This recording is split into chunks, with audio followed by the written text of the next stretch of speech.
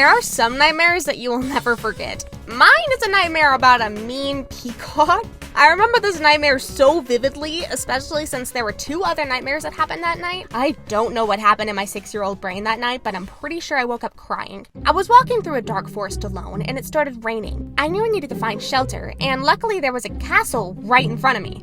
I ran inside and immediately spotted a red trapdoor to my left. I opened the trapdoor and walked inside. I found myself on the roof of the castle where a wall of weapons was right behind me, and there was a tailless peacock in front of me holding a sword. Carol of the Bells started playing. I was going to die, and then I woke up. And after that, I couldn't listen to Carol of the Bells for 2 years without getting terrified because I thought that the mean peacock was coming to get me. Nightmare number 2 in my series of nightmares was very weird, but also traumatized me for possibly even longer than the mean peacock. I was trying to fall asleep when my fan started acting weird. Maybe it was turning off and on or blinking or something, but it freaked me out. And then it started jumping. My dresser started jumping, as did my desk. I screamed and ran out of my bed to go and find my parents. They were awake and were hanging out downstairs where there was a huge gap on our floor, no stairs or anything. I think people were renovating our basement, but it looked a whole lot like Home Depot. I shouted down for them to help me because my furniture was dancing. They didn't believe me. I did not go back into my room. I just got transported to the next nightmare. Me, my parents, and my 2 brothers drove up to this one building where they were having some sort of activity center going on. We walked in, and the first thing that caught my mom's eye was a big arena where she could try out archery. She had to sign a waiver first, but she didn't hesitate. But she didn't read the fine print. If you don't hit the bullseye, you will turn into a monster. Mom, no! But she was already down there. She picked up the bow,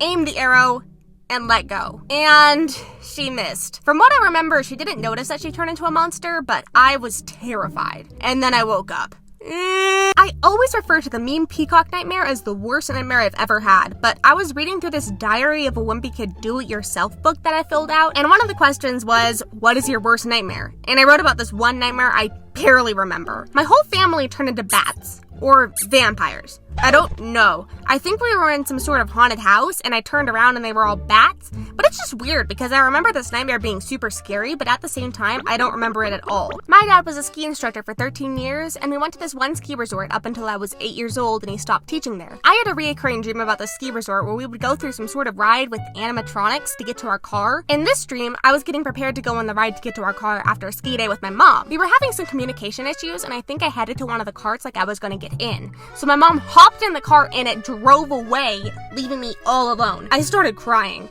This one, I'm sure I woke up crying because I remember crying for a good 15 minutes before running into my mom's room to make sure she was still there. I felt super bad because usually she can't fall asleep again after somebody wakes her up in the middle of the night, but I was sad.